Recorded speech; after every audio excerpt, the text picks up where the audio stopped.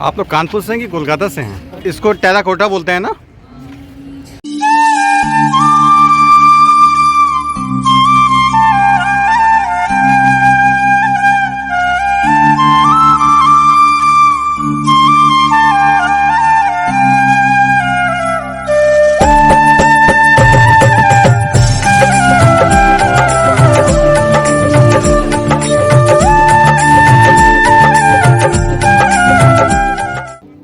रिपुरन जीति सुजस्सुर गावत, सीता सहित अनुज प्रभु आवत।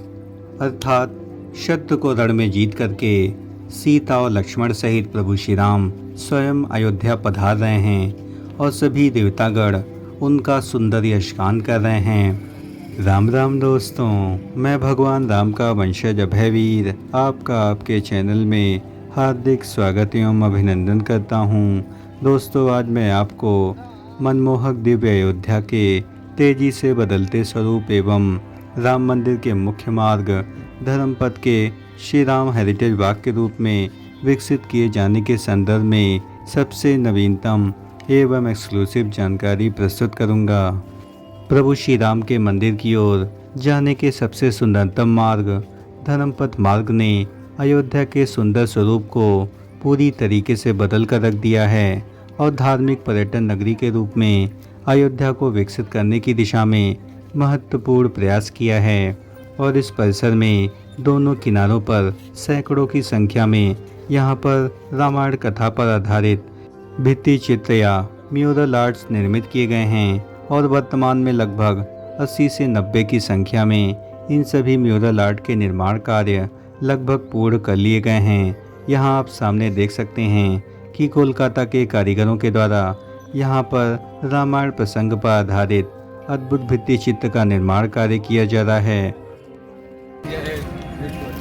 आप लोग कानपुर से हैं कि कोलकाता से हैं? हाँ, कोलकाता। अच्छा, कोलकाता से। कहाँ कोलकाता में, कहाँ से? नदिया। नदिया, अच्छा अच्छा। क्या इसको टेराकोटा बोलते हैं ना?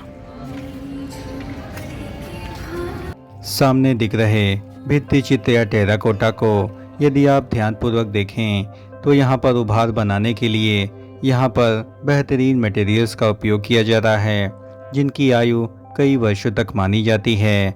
और यहाँ पर जो भी मटेरियल इस्तेमाल किए जा रहे हैं वे लॉन्ग लास्टिंग हैं, यानी लंबे समय तक वे कभी खराब नहीं होंगे और इनकी सुंदरता एवं आभा एक तरीके की बनी रहेगी। और प्रस्तुत रामायण प्रसंग में यहाँ पर एक और विभीषण हैं तो दूसरी ओर प्रभु श्री राम हैं और विभीषण प्रभु श्री राम को रावण को मारने का एक रहस्य बताने का प्रयत्न करते हैं। धर्मपथ मार्ग पर निर्मित इन भित्ति चित्रों की जो सबसे बड़ी विशेषता है कि मार्ग से एक ओर से दूसरी ओर तक यहाँ पर क्रमवार तरीके से कथानक को बहुत ही सुंदर ढंग से दर्शाया गया है। यानी आप सूर्य स्तंभों से लेकर के इस मार्ग के अंतिम छोर तक आप जो भी कथानक देखेंगे उसमें रामायण कथा का क्रमवार आपको दृश्यांकन मिलेगा। और इसमें सबसे बड़ी जो खास बात है कि यह सभी क्रमवार हैं, यानी घटना दर घटना यहाँ पर आपको पूरी रामायण देखने को मिल जाएगी।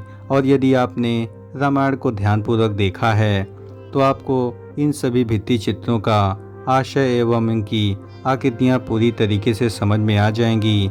इस मार्ग की जो दूसरी सबसे बड़ी विशेषता है वह इसके किनारे बने चौड़े चौड़े फुटपाथ हैं जो कि इतना सुंदर और भव्य ढंग से निर्मित किए गए हैं जो कि आने वाले श्रद्धालुओं की मन को मोह लेते हैं। और आप यहाँ सामने देख सकते हैं कि कितने सुंदर ढंग से यहाँ पर रामायण कथानक को भव्यता से दर्शाया गया है। सामने दृष्टिगत भित्ति चित्र में आप यहाँ देख सकते हैं कि कितने सुंदर ढंग से यहाँ पर लाइटिंग की व्यवस्था की गई है। और यह भित्ति चित्र लाइटिंग की वजह से कितना अधिक सुंदर एवं मनमोहक लगता है कि यहाँ पर आने वाले श्रद्धालु यहाँ पर फोटो या सेल्फी लेते हुए अपने को रोक नहीं पाते हैं। और यहाँ पर हजारों की तादाद में दिन प्रतिदिन श्रद्धालुओं की आवक रहती है।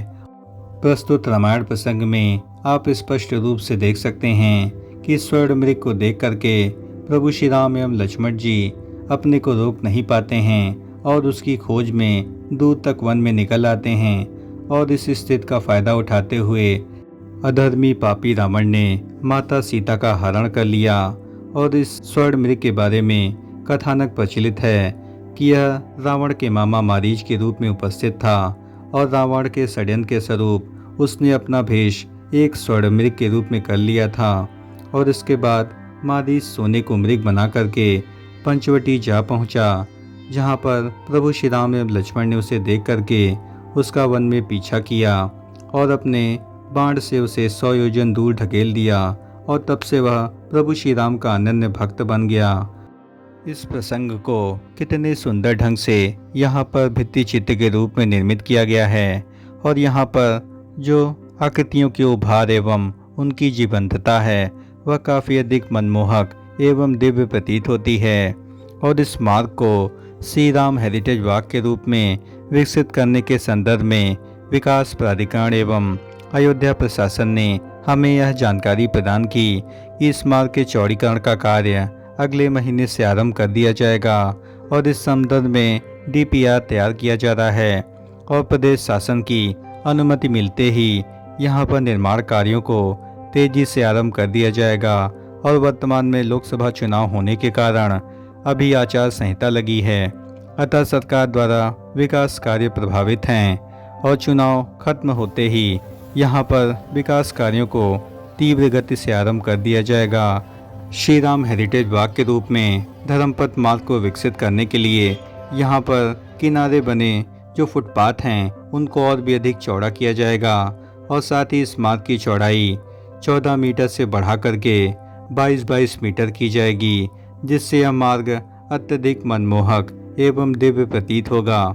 लेकिन इसके लिए करोड़ों का खर्च आने की संभावना है और भविष्य में यह मार्ग अयोध्या के सबसे सुंदरतम एवं दिव्यतम मार्गों में से एक होगा। अयोध्या को धार्मिक पर्यटन नगरी के रूप में विकसित करने के लिए यहाँ पर अनेक फ्लाईओवर्स एवं नए मार्गों के निर्माण कार्य किए जा रहे हैं और इन सभी मार्गों में यह धर्मपथ मार्ग सबसे अधिक VVIP और सुंदरतम मार्ग होगा। और जितने भी VVIP एंट्री होती है वह इसी मार्ग से होती है, चाहे वह प्रधानमंत्री हो, राष्ट्रपति हों अथवा अन्य गणमान्य अतिथि, सभी का आगमन इसी मार्ग से होकर के होता है। और इस मार्ग को और भी अधिक व्यवस्थित करने के उद्देश्य से यहाँ पर कई प्रकार के निर्माण कार्य पूर्ण किए जा रहे हैं और इस संदर्भ में मैं आपको अगली वीडियो में आपको जानकारी देने का पूरा प्रयत्न करूंगा। सामने आप देख सकते हैं कि संपूर्ण धर्मपथ मार्ग पर दिव्य पेयजल की अनेक स्थानों पर व्यवस्था की गई है और ये पेयजल बेहद ठंडे हैं, जो कि श्रद्धालुओं को भीषण गर्मी में राहत प्रदान करते हैं और ऐसी व्यवस्था आपको कहीं भी देखने को नहीं मिलेगी। प्रभु श्री राम की नगरी अयोध्या सरयू नदी के तट के किनारे स्थित है और यह नदी श्रद्धालुओं के लिए काफ़ी अधिक राहत प्रदान करने वाली है। और नया घाट परिक्षेत्र में स्थित यह राम की पैड़ी का जो परिसर है वह कितना अधिक सुंदर एवं मनमोहक निर्मित किया गया है। और आप यहाँ सामने देख सकते हैं कि यहाँ पर राम की पैड़ी परिसर को भित्ति चित्रों के माध्यम से बड़े ही सुंदर ढंग से दर्शाया गया है। और ये भित्ति चित्र कितने सुंदर एवं मनमोहक हैं। और यहाँ पर लाल बलुआ पत्थर पर यहाँ पर दीवारें निर्मित की गई हैं और इस पर बेहतरीन टेराकोटा डिज़ाइन निर्मित किए गए हैं। और राम की पैड़ी परिसर जो कि ऐतिहासिक परिसर माना जाता है और इसके बारे में भी अनेक प्राचीन कथाएं प्रचलित हैं। एक समय ऐसा भी था कि यह राम की पैड़ी का जो परिसर है वह विकास से अछूता था, लेकिन वर्तमान सरकार के प्रयास से इस परिसर को इतना अधिक भव्य सुंदर बनाया गया है जो कि श्रद्धालुओं एवं पर्यटकों के आकर्षण का मुख्य केंद्र है। और आप यहाँ सामने देख सकते हैं कि यहाँ पर हजारों की संख्या में श्रद्धालु रामलला के दर्शन करने के उपरांत यहाँ पर स्नान का आनंद लेते हुए दिख रहे हैं। अयोध्या में भीषण गर्मी होने के कारण यहाँ पर श्रद्धालुओं को यह राम की पैड़ी का जो परिसर है वह अत्यंत राहत प्रदान करने वाला है।